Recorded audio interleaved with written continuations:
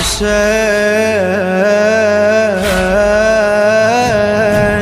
حسين. اعوذ باللہ من الشیطان الرجیم. بسم اللہ الرحمن الرحیم. الحمد للہ رب العالمین وصلی اللہ علی محمد وآلہ الطاہرین. کربلا کے عنوان سے اور خاص کر یہ کہ اس سال اتنے عظیم واقعات کے گزرنے کے بعد محرم کو اور ذکر حسین ابن علی سلام اللہ علیہ وہ ہم کس طرح سے برپا کریں گے، اس کی آمادگی کے طور پر چند مطالب عرض کیے جا رہے تھے مختصراً، اور ان مطالب کے ذریعے سے در حقیقت ہم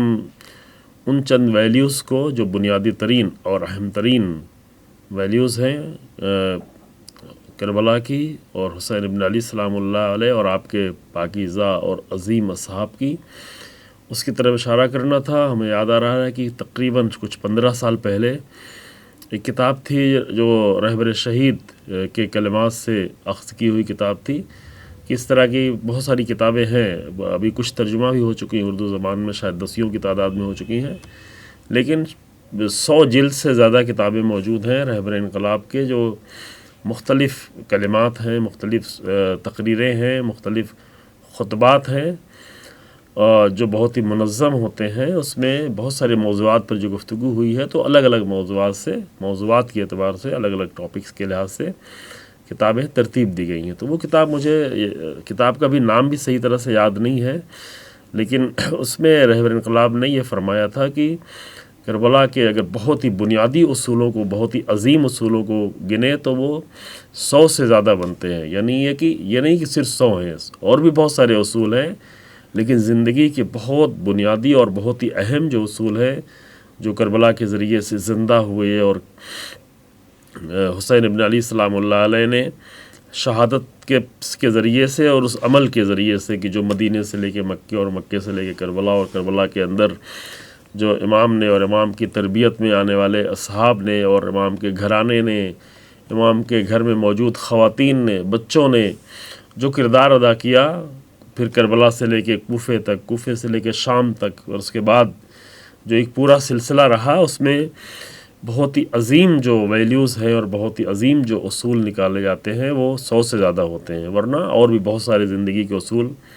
موجود ہیں. تو وہ وہی مسائل ہیں کہ جن کے ذریعے سے پہلے بھی گفتگو کی گئی اسی میں، کہ کربلا کو صرف جو ہے محرم میں کو اور کربلا کو صرف آنسو اور ثواب کے اندر نہ سمیٹا جائے، اگرچہ وہ بہت زیادہ اہم ہے، اور اس کی بنیادی وجہ بھی بتائی گئی کہ اس کے ذریعے سے در حقیقت لوگوں کو قریب کرنا اور دلوں کو نرم ہونا ہے. لیکن دل نرم ہونے کے بعد کیا ہو؟ دل نرم ہونے کے بعد وہ اس خزانے کو حاصل کر سکے اور دل کی وہ رزق دل کا حاصل کر سکے کہ جو کربلا کے عزم سے اور کربلا کی عظیم انقلاب سے بشریت کو مل سکتا ہے، جس کا بہت ہی عظیم نمونہ ہمیں اس زمانے میں، تاریخ کے اس دور میں دیکھنے کو ملا. ایک بہت ہی اہم ویلیو، ایک بہت ہی بنیادی اصل جو کربلا کے اصولوں میں سے ہے، وہ ہے کربلا والوں کا عزم و ارادہ، اور عزم و ارادے کی بنیاد پر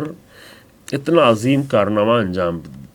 دینا، کیونکہ ممکن نہیں ہے کہ چھوٹے سے ارادے اور چھوٹے سے عزم کے ساتھ اتنا بڑا کارنامہ ممکن نہیں ہے. جب انسان کسی چیز کا ارادہ کرتا ہے تو وہ ارادہ وہاں تک اس کو انگیزہ پیدا کرتا ہے، اس کے اندر مومنٹ پیدا کرتا ہے، اور اس کے اندر موٹیویشن پیدا کرتا ہے کہ جتنا اس نے مضبوط ارادہ کیا ہوا ہے. پھر جب مشکلات زیادہ بڑھتی ہیں، سختیاں زیادہ آتی ہیں، تو کمزور ارادے وہاں پہ ٹوٹ جاتے ہیں. نارمل زندگی میں بھی، زندگی کے بہت سارے مسائل میں، زندگی کے سماجی مسائل میں، اقتصادی مسائل میں، زندگی کو چلانے میں، فیملی کے بہت سارے مسائل میں جو لوگ کمزور ارادے کے لوگ ہوتے ہیں وہ زیادہ دیر تک زندگی کے مسائل کو سنبھال نہیں پاتے، ایک گھر کو نہیں سنبھال پاتے، اپنے کام کو، اپنے بزنس کو نہیں سنبھال پاتے. پڑھنے والے لوگ، اپنے جو اسٹوڈنٹس ہیں،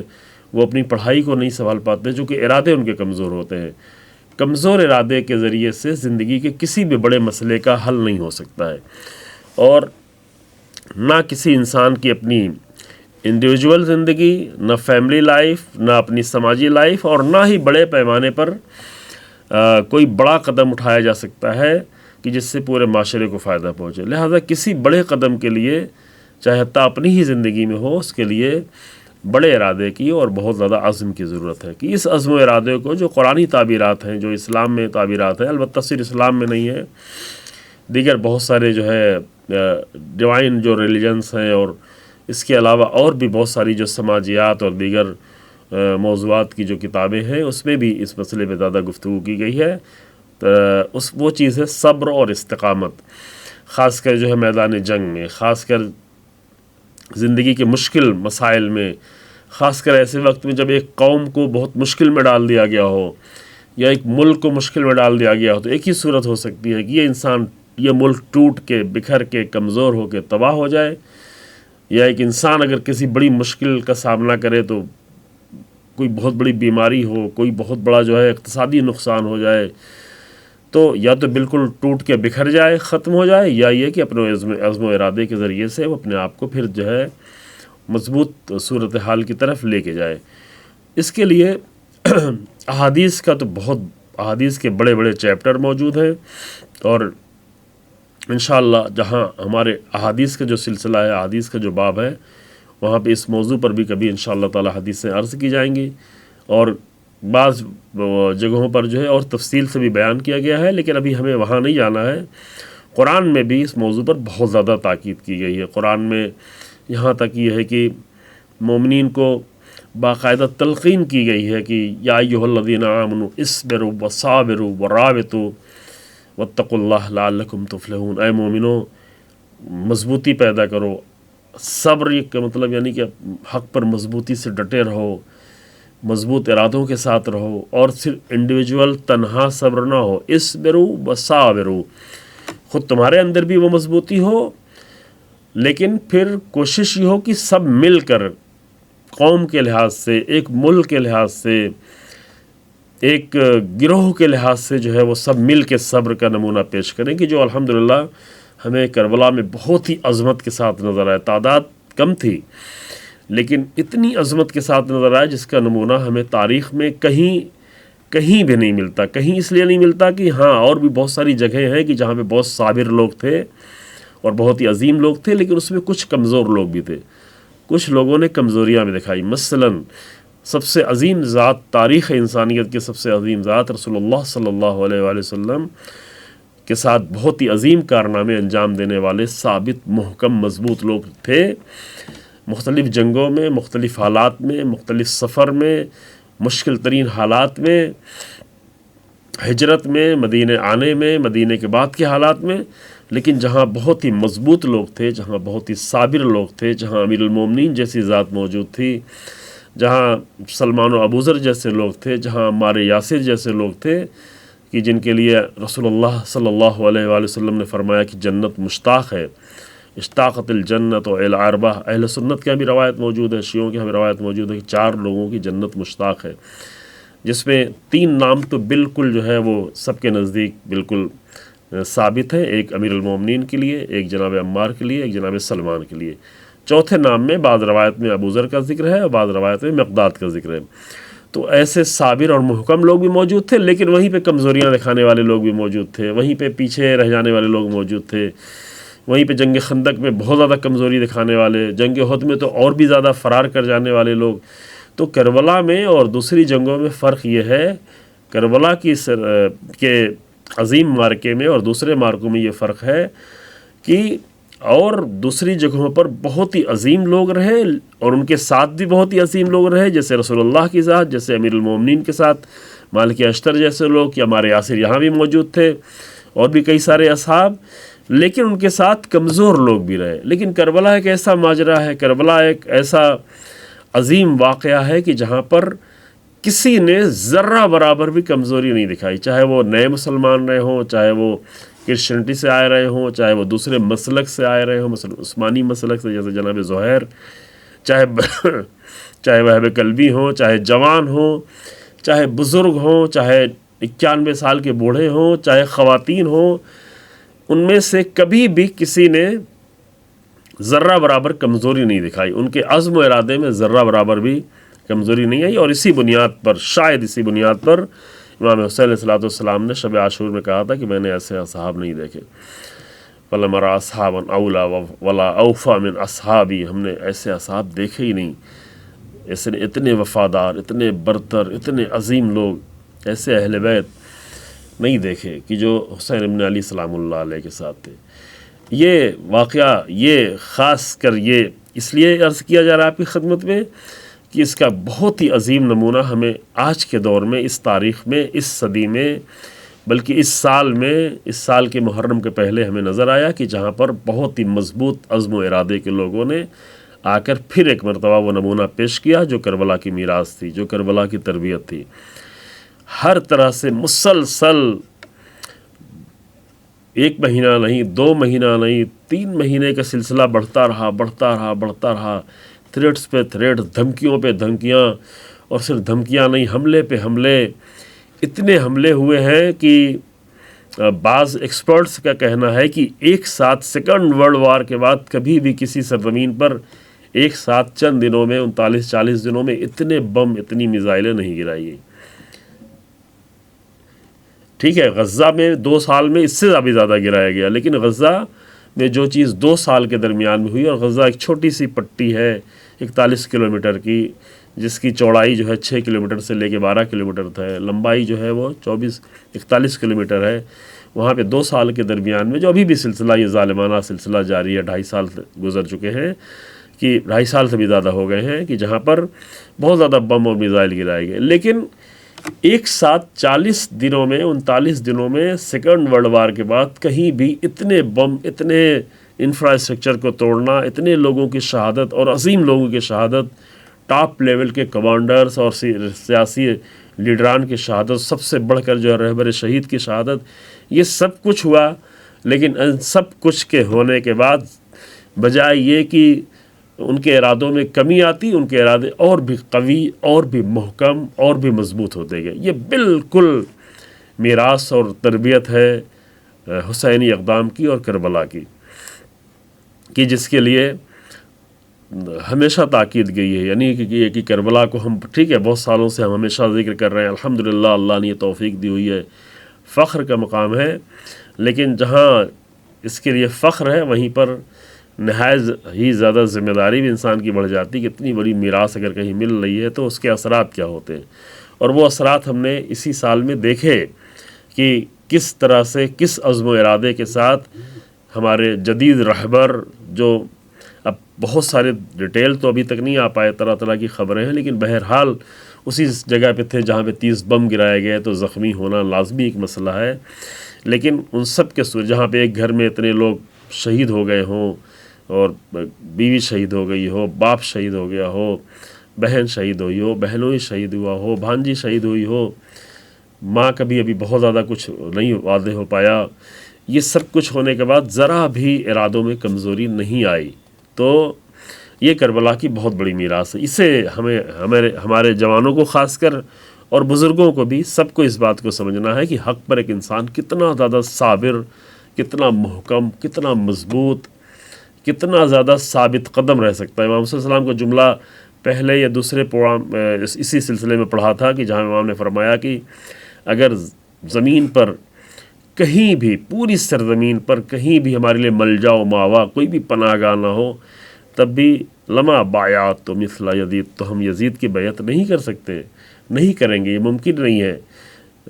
یہ نہیں ہو سکتا۔ یہ اسی عزم کو بتا رہا ہے کہ جو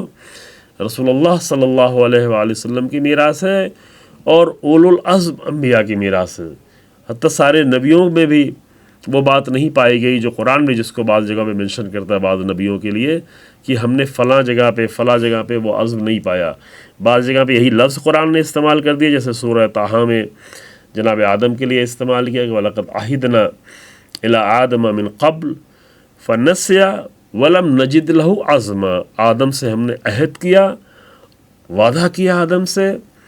لیکن جناب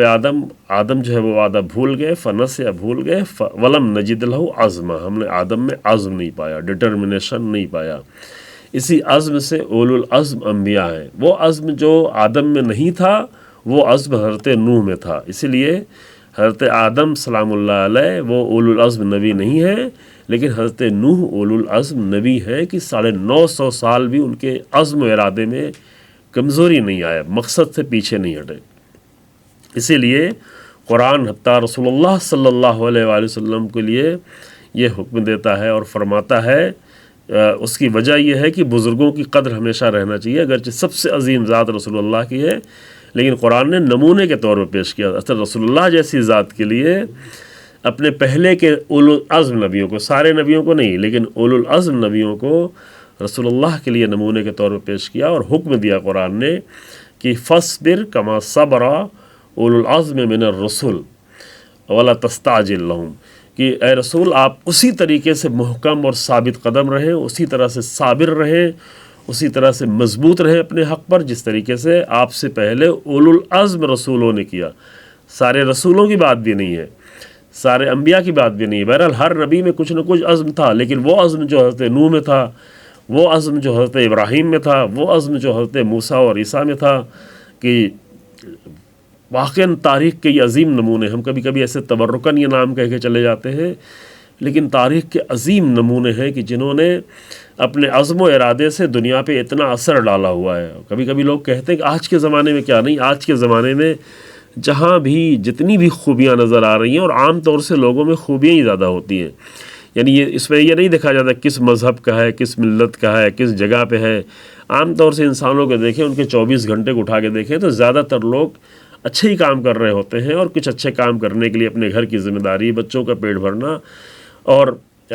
انصاف کرنا، بہت ساری کہیں کچھ غلطیاں ہوتی ہیں تو اندر سے ایک طاف ہوتی ہے، اندر سے ایک جو ہے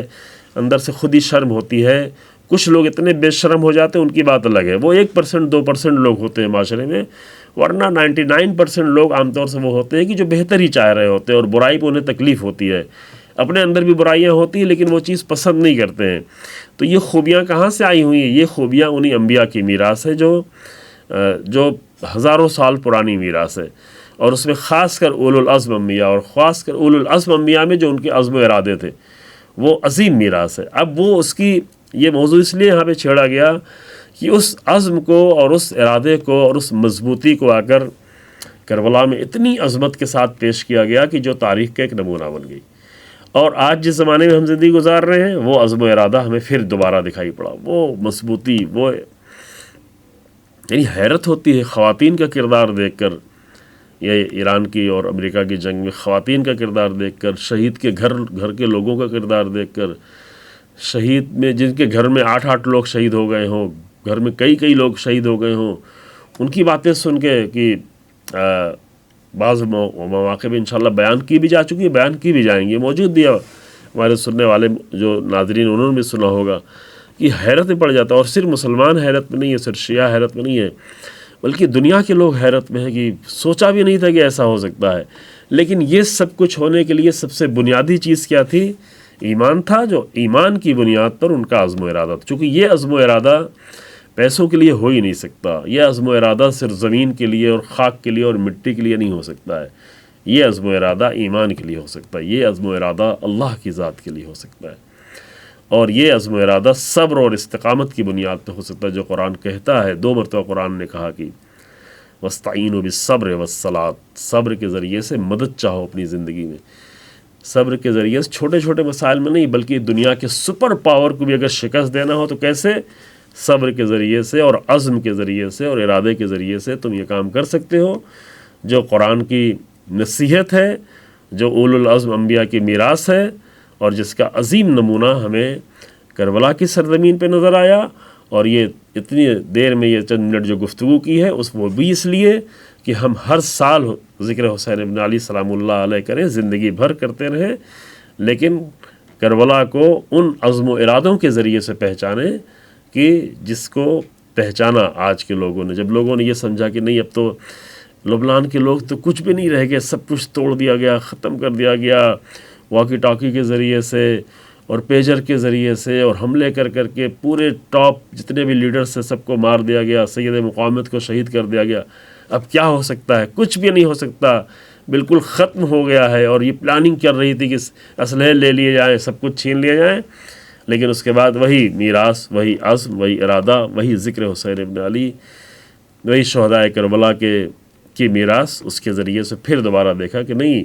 تم انہیں ختم ہوا سمجھے ہوئے تھے، لیکن وہ مناسب موقع کی تلاش میں تھے، مناسب موقع کا انتظار کر رہے تھے کہ سول وار بھی نہ ہونے پائے، اندرونی خلفشار بھی نہ ہونے پائے،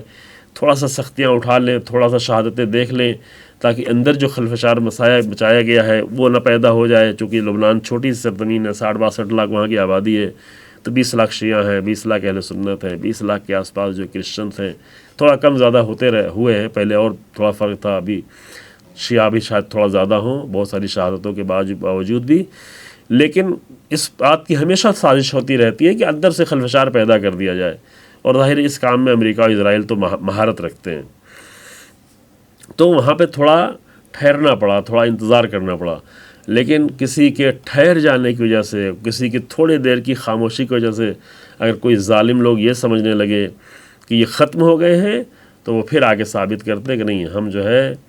عزم شبیری کے وارث ہیں، اور عزم انبیاء کی میراث ہمارے پاس موجود ہے، اور قرآن کی آیات موجود ہیں۔ ہم اپنے بھی جوانوں سے، اپنے برادران سے، خواتین سے، بزرگان سے، سب سے یہ تقاضا کرنا چاہتے ہیں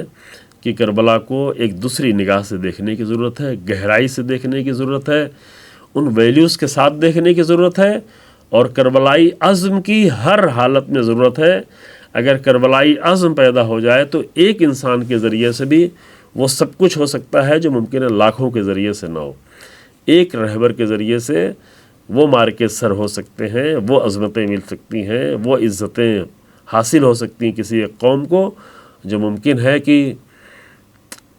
اربوں میں لوگ موجود ہوں اور وہ بھی نہ کر پائیں، کروڑوں میں لوگ موجود ہوں اور وہ اس سے محروم ہو، کہ جیسا کہ نمونہ اس کا ابھی اپنے ملک میں دیکھ رہے ہیں۔ انشاءاللہ تعالی اللہ کی بارگاہ میں دعا ہے کہ ہم کربلا کو اور ذکر حسین ابن علی کو زیادہ گہرائی سے اور زیادہ بہتر طریقے سے اس سال سمجھنے کی کوشش کریں گے، اور صرف سمجھنا نہیں بلکہ اسے اپنے وجود، اپنے روح و دل کا حصہ قرار دے کر اس عزم کے راستے پہ چل نکلیں گے انشاءاللہ تعالی۔